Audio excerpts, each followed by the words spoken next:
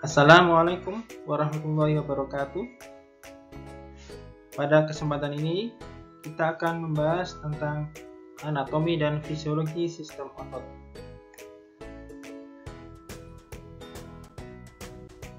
Sistem otot memiliki banyak fungsi, di antaranya untuk menggerakkan tubuh, untuk menstabilkan posisi tubuh, menyimpan zat, menggerakkan zat dalam tubuh, dan menghasilkan panas.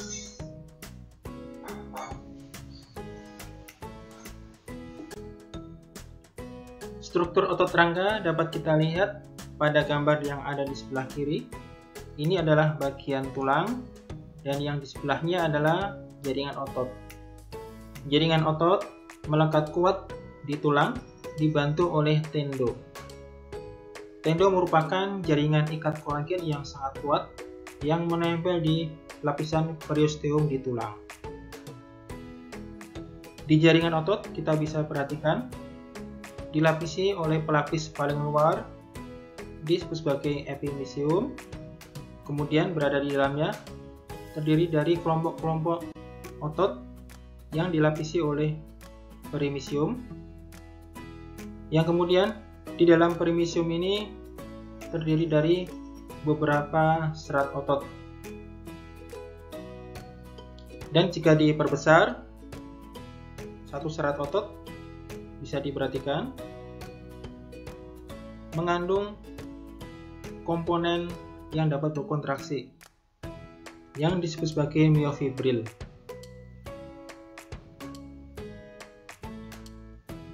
Myofibril ini berada dalam sitoplasma sel. Bisa diperhatikan inti sel dari sel otot ini berada di tepi. Berada di antaranya adalah ujung saraf dan pembuluh darah. Ujung saraf ini yang nantinya menghantarkan impuls saraf dari pusat motorik di otak untuk selanjutnya memerintahkan otot bekerja untuk berkontraksi.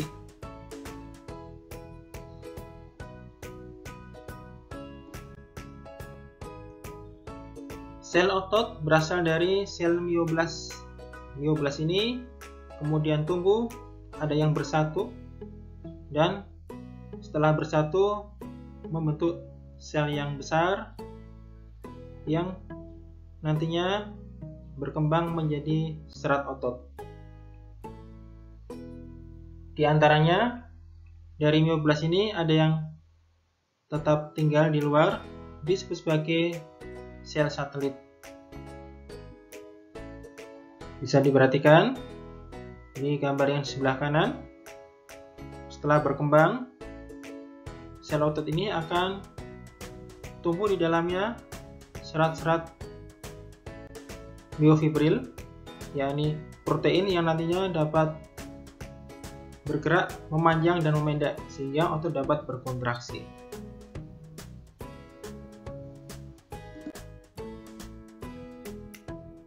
Struktur sel otot dapat dilihat pada gambar. Kita bisa perhatikan ini adalah sel otot, kemudian inti sel bisa dilihat ada di tepi yang berwarna ungu ini. Kemudian di sitoplasma mengandung banyak protein yang disebut sebagai myofibril.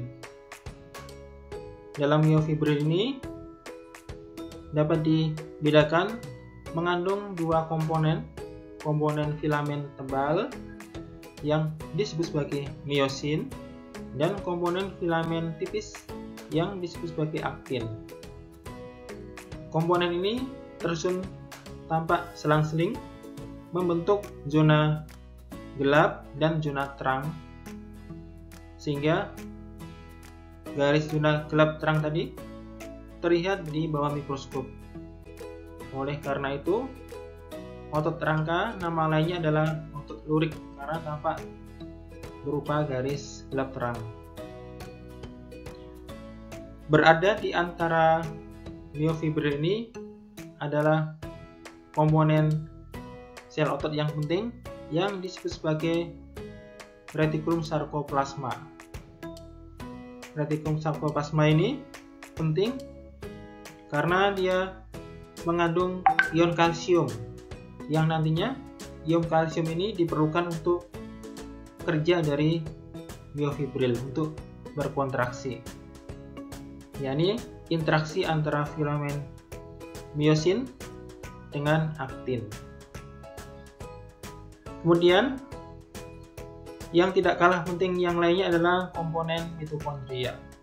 Mitokondria ini nantinya sangat diperlukan sebagai sumber energi untuk kontraksi otot.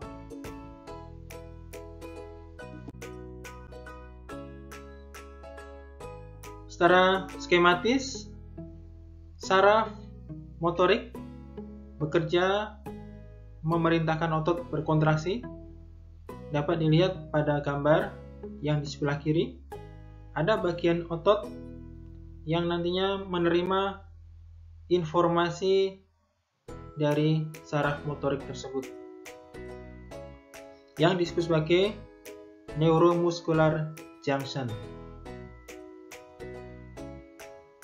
Di bagian ini, saraf akan mengeluarkan neurotransmitter yang disebut sebagai asetilkolin, yang kemudian asetilkolin akan menempel di reseptornya di bagian otot, yang kemudian akan memicu proses pembukaan kanal-kanal ion natrium sehingga terjadi proses depolarisasi dari sel otot, yang kemudian sel otot dapat berkontraksi. Nama lain dari neuromuscular junction adalah motor end plate.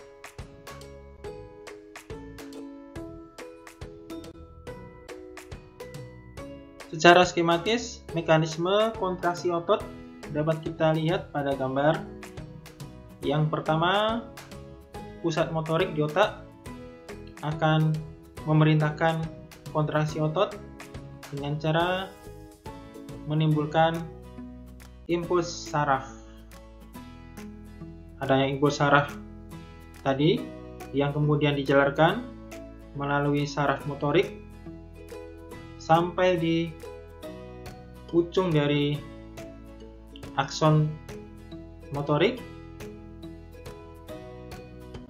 Kemudian di sana terjadi pengeluaran neurotransmitter asetilkolin.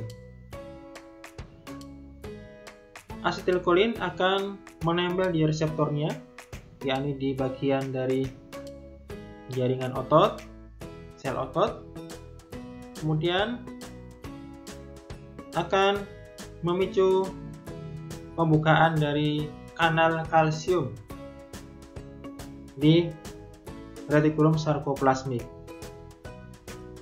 Kalsium akan keluar dari retikulum sarkoplasmik menuju serat miofibril.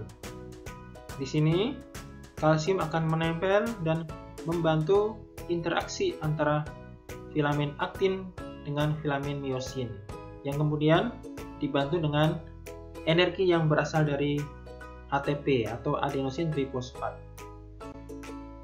Terjadilah pergerakan, terjadi pemendekan jarak di filamen aktin miosin tadi.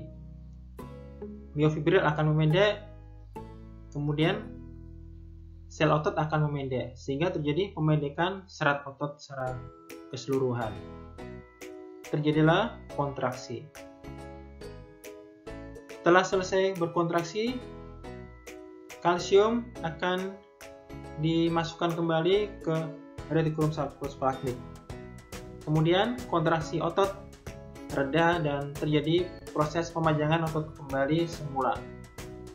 Ini yang disebut sebagai fase relaksasi.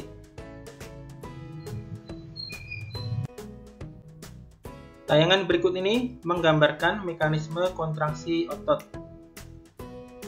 Berikut ini adalah serat otot atau sel otot. Sel otot mendapatkan perintah dari saraf motorik di bagian permukaan sel yang disebut sebagai neuromuscular junction.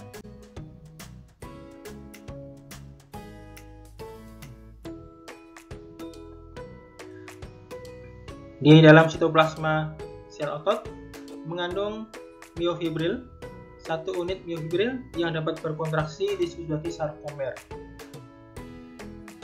Di dalam sarkomer ini mengandung protein atau filamen tebal dan filamen tipis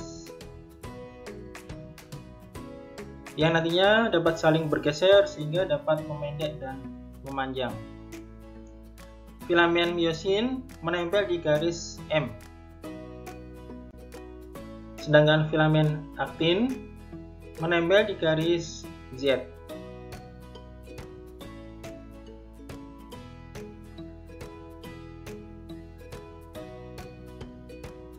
Bisa diperhatikan adanya pergeseran kedua komponen tadi menimbulkan pemendekan dari kedua arah.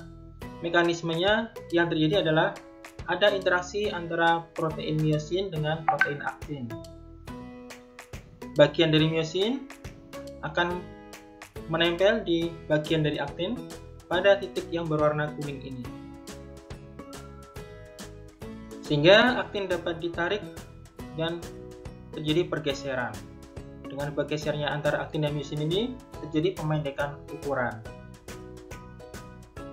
Adapun pergerakan atau pergeseran dari protein miosin dibantu dengan energi yang bersumber dari adenosin trifosfat. Dengan adanya energi dari ATP atau adenosin trifosfat tadi, protein dari miosin dapat bergerak yang nantinya dapat menarik protein aktin. Demikian seterusnya, ATP bekerja memberikan energi pada protein miosin.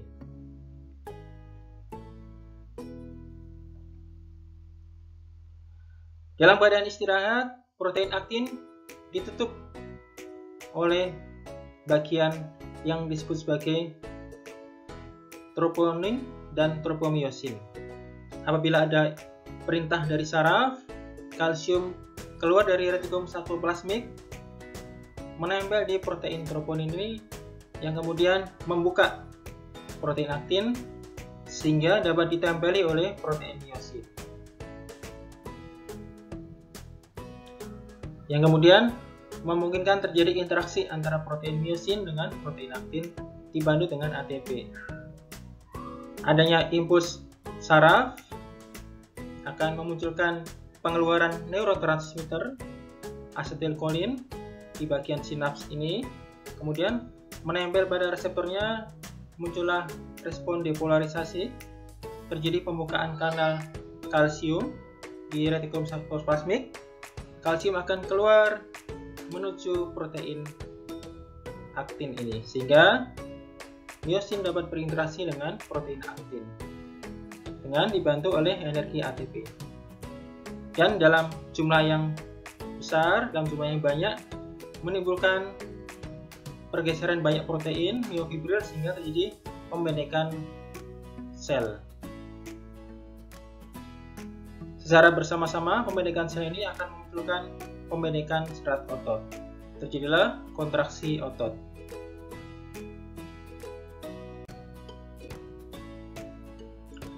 Berikut ini adalah gambaran skematis dari sel otot polos. Sel otot polos bekerja secara otonom di bawah perintah atau kendali dari saraf otonom, di luar kesadaran atau perintah dari saraf motorik. Strukturnya hampir sama dengan sel otot rangka. Hanya saja bentuk dari sel otot ini tampak terlihat pada gambar yang ada di sebelah kiri, berbentuk gendong.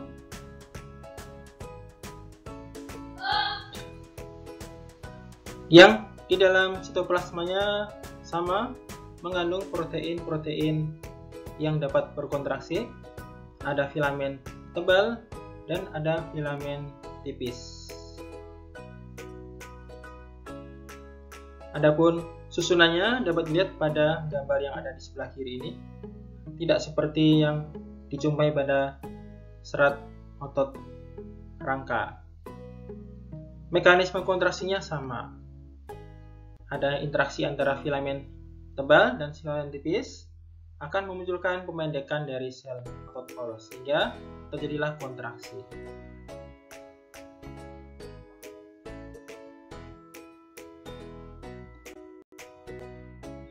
Otot polos dapat kita jumpai pada banyak organ dalam. Sebagai salah satu contoh adalah di usus. Di usus, otot polos membantu proses pencernaan, yakni menimbulkan gerakan peristaltik usus. Sel otot polos ini bekerja diatur oleh saraf otonom. Dapat dilihat pada gambar, sel-sel otot polos dapat dijumpai di bagian di bawah mukosa usus yang tampak berwarna lebih merah ini. Kemudian di bagian lebih luarnya yang disebut sebagai lapisan muscularis externa. Ada yang berjalan melingkar atau sirkular dan ada yang berjalan memanjang atau longitudinal.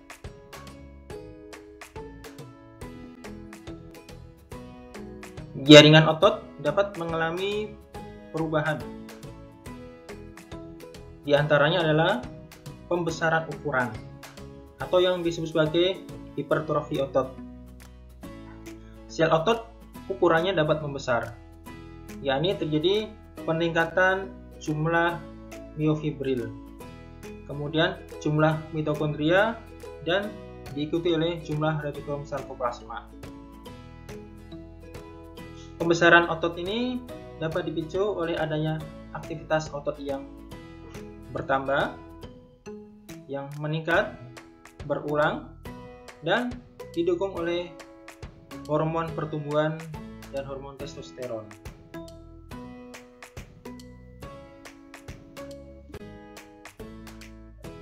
Adanya aktivitas atau gerakan di jaringan otot akan menimbulkan sinyal ke dalam sel otot tersebut. Demikian juga adanya hormon yang menempel pada reseptornya di sel otot sama akan menimbulkan sinyal juga. Dan sinyal-sinyal tersebut akan berlanjut terjadi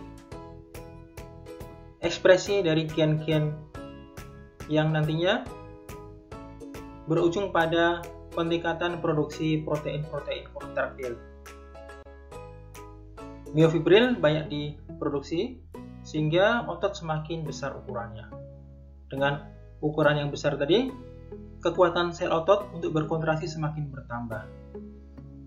Dalam rangka barangkali beradaptasi dengan kebutuhan terkait dengan pembebanan atau aktivitas fisik tadi. Terjadilah peningkatan kekuatan otot. Berikut ini adalah contoh efek hormon pada pertumbuhan sel otot atau hipertrofi otot. Adanya hormon steroid anabolik atau dalam hal ini atlet yang mengkonsumsi obat doping dalam rangka agar performanya semakin meningkat dan menjadi juara. Hormon tadi yang dikonsumsi akan menempel pada reseptornya di sel otot, kemudian memunculkan sinyal pada sel otot menuju inti sel. Gen-gen akan diaktifkan, yang mana gen tersebut nantinya diperlukan untuk produksi miofibril. Yang nantinya efek selanjutnya adalah terjadi pembesaran sel otot sehingga kekuatan otot bertambah.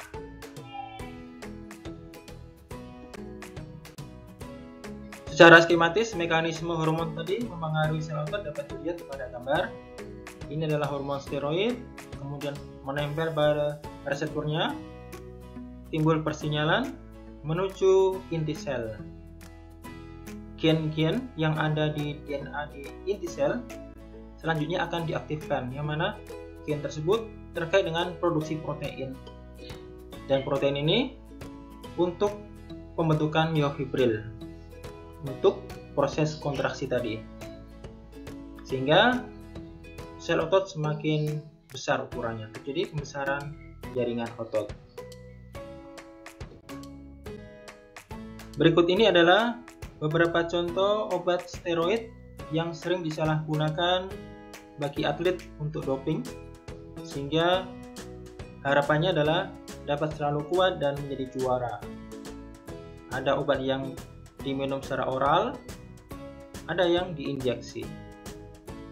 Meskipun demikian, konsumsi yang berlebihan dari obat steroid ini dapat memiliki efek samping.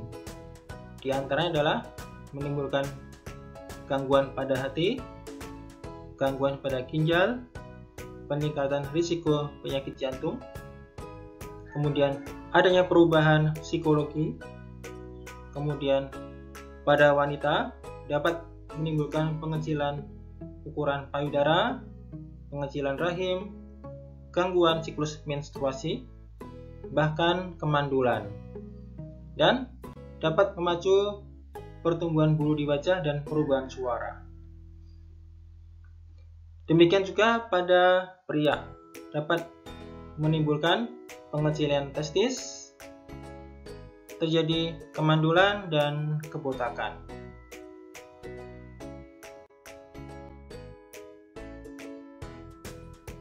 Beberapa gangguan efek samping dari penggunaan obat steroid jangka panjang dapat berupa sakit kepala, kebotakan, perubahan pada payudara, produksi spermanya berkurang, testisnya mengecil, kemudian nyeri-nyeri pada sendi, peningkatan tekanan darah, dan risiko penyakit jantung. Kemudian dapat juga memunculkan peningkatan terjadinya jerawat di bagian yang lainnya. Di hati dapat berisiko terjadinya kerusakan hati. Kemudian pada pria dapat berefek menimbulkan perubahan mood.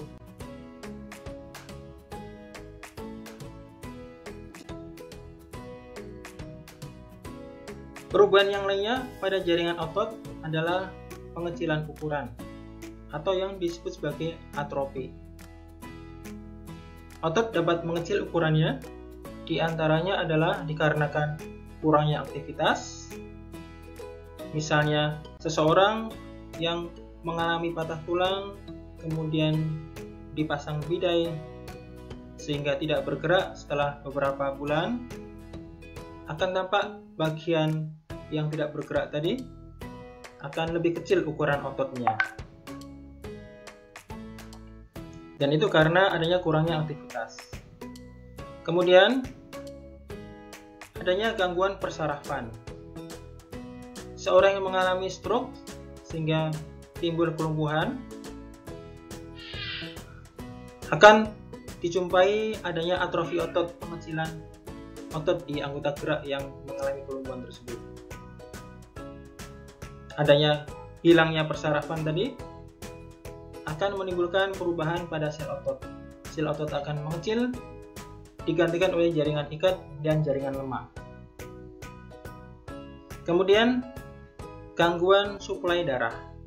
Apabila ada keadaan di mana aliran darahnya berkurang, maka jaringan otot yang diberdarahinya akan mengecil. Kemudian kurang gizi, nutrisi yang kurang, asupan protein yang kurang akan menimbulkan gangguan pertumbuhan otot. Otot akan mengecil. Kemudian adanya penurunan stimulasi hormon. Pada usia tua, di mana produksi hormon pertumbuhan berkurang, maka pertumbuhan otot juga akan berkurang dan akan terjadi atrofi pada otot. Kemudian adanya penekanan di jaringan sekitar otot.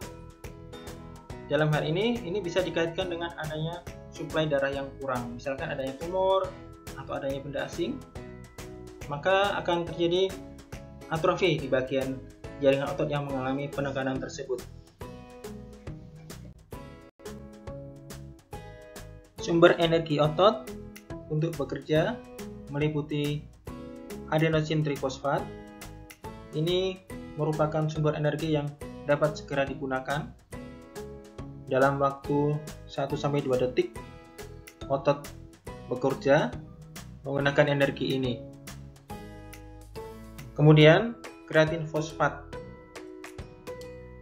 Kreatin fosfat ini sama dengan adenosin trifosfat, juga dapat sebagai sumber energi, dan bersama dengan adenosin trifosfat memberikan energi bagi kerja otot selama 5-8 detik. Sumber energi berikutnya adalah proses glikolisis anaerob, yakni glikogen diproses untuk menghasilkan ATP. Sumber glikogen untuk produksi ATP mampu menyediakan energi bagi kerja otot kurang lebih sampai 1 menit. Selanjutnya adalah dari bahan makanan, glukosa, kemudian asam lemak dan asam amino.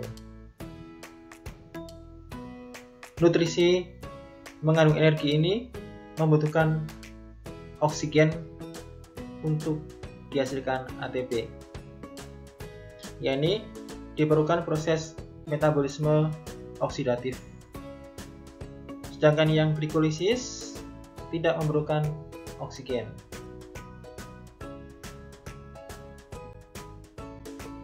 Secara skematis, berikut ini adalah beberapa sumber energi otot.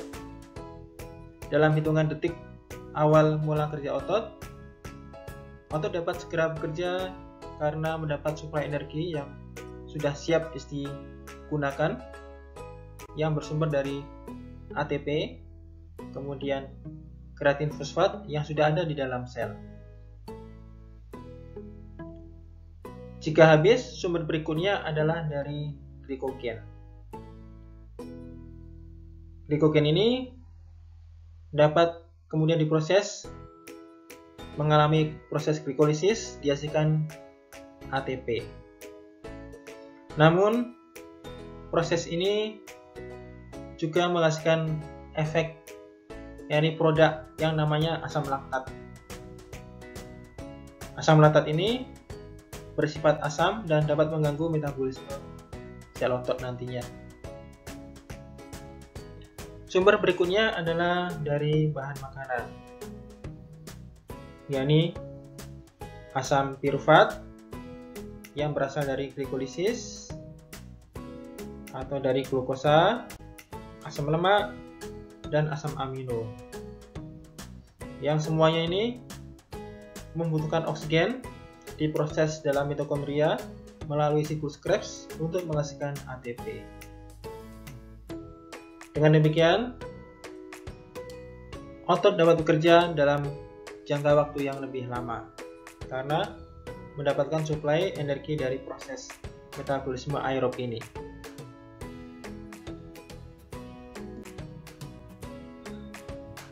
Setelah bekerja, otot dapat mengalami kelelahan, yakni otot tidak mampu lagi untuk berkontraksi setelah aktivitas. Di antara penyebabnya adalah jumlah ion kalsium turun, kemudian sumber energinya berkurang, kemudian dapat juga pada keadaan di mana oksigen berkurang. Dan di samping itu ada penumbukan asam laktat dari proses glikolisis anaerob. Kesemuanya ini dapat menimbulkan penurunan kerja otot atau yang disebut sebagai kelelahan otot.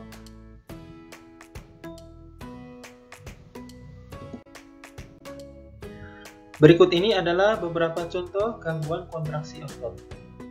Yang pertama adalah spasme. Spasme adalah gangguan kontraksi involunter saat otot. Kemudian kram. Kram adalah kontraksi spasmodik, terjadi berulang kali pada otot, bisa karena adanya gangguan suplai darah di jaringan otot, penggunaan otot yang berlebihan, keadaan kurangnya cairan atau dehidrasi, adanya cedera karena menahan posisi lama dengan kontraksi otot, atau karena penurunan elektrolit darah. Di antaranya adalah karena penurunan kalium. Kelainan yang berikutnya adalah tik. Tik adalah kedutan involunter yang bersifat spasmodik, biasanya berada di bagian otot-otot di wajah. Gangguan kontraksi otot yang lain adalah fasikulasi, yaitu gangguan kedutan kontraksi involunter yang berlangsung tidak teratur, biasanya terlihat di kulit. Dan yang berikutnya adalah fibrilasi, yaitu kontraksi otot yang berlangsung cepat terus-menerus sehingga tidak terlihat kontraksinya.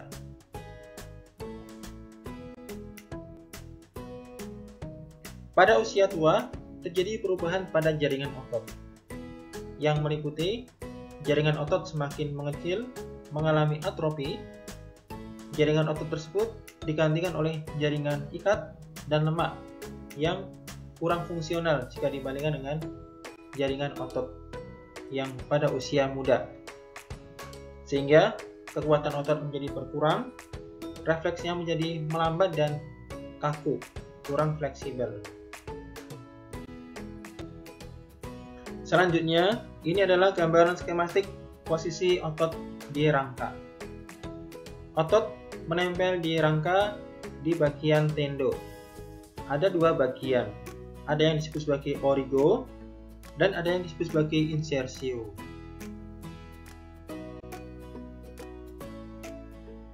Di mana gerakan terjadi akibat adanya penarikan tulang di bagian insersio, sehingga timbullah gerakan.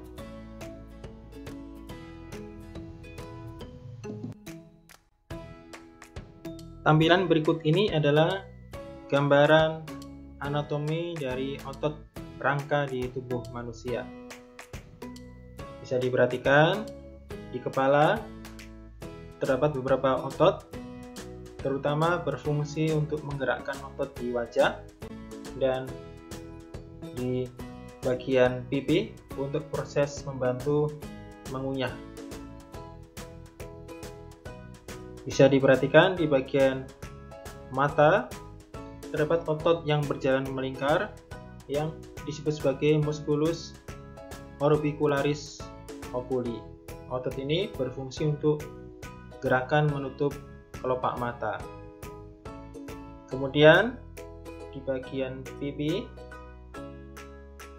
ada otot yang disebut sebagai otot masseter. Ini untuk membantu gerakan mengunyah.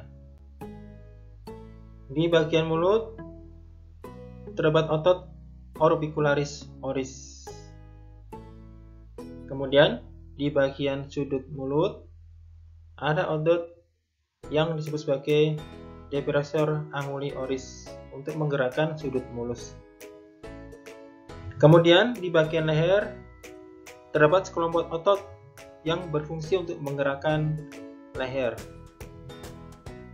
Di antaranya adalah platisma, kemudian sternocleidomastoid, dan trapezius, serta scalenus. Kemudian di bagian bahu kita perhatikan ada otot yang berbentuk segitiga yang disebut sebagai musculus deltoid.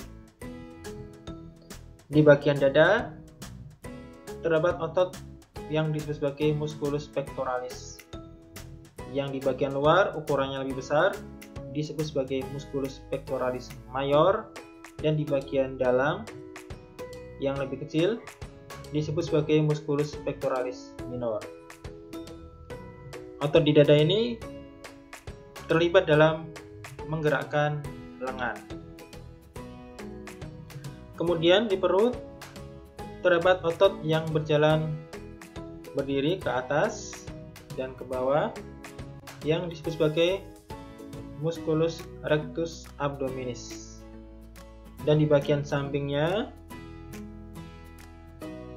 terdapat beberapa otot yang berada di dekat iga yang disebut sebagai musculus serratus anterior.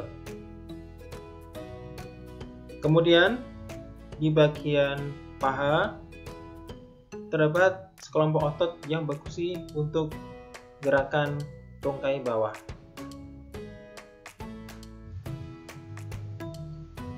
Di antaranya adalah musculus sartorius, rectus femoris, vastus medial, vastus lateral. Kemudian di bagian tungkai bawah, di bagian kaki, terdapat sekelompok otot untuk menggerakkan telapak kaki di sana. Di antaranya adalah musculus gastrocnemius dan musculus tibialis anterior.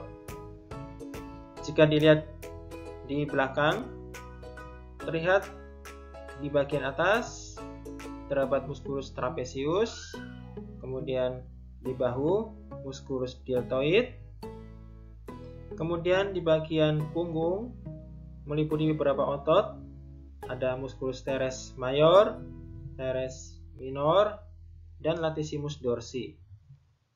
Kemudian di bagian bokong yang paling luar, yang ukurannya besar, disebut sebagai musculus gluteus maximus. Kemudian tampak di bagian tungkai bawah, di bagian betis, disebut sebagai musculus gastrocnemius. Yang nantinya tendonya ini, yang nantinya menggerakkan telapak kaki di bagian belakang ini, disebut sebagai tendo Achilles. Demikianlah tadi pengenalan anatomi dan fisiologi sistem otot. Semoga dapat mendorong kita untuk belajar lagi lebih jauh tentang sistem ini. Terima kasih atas perhatiannya. Semoga bermanfaat. Saya akhiri. Wassalamualaikum warahmatullahi wabarakatuh.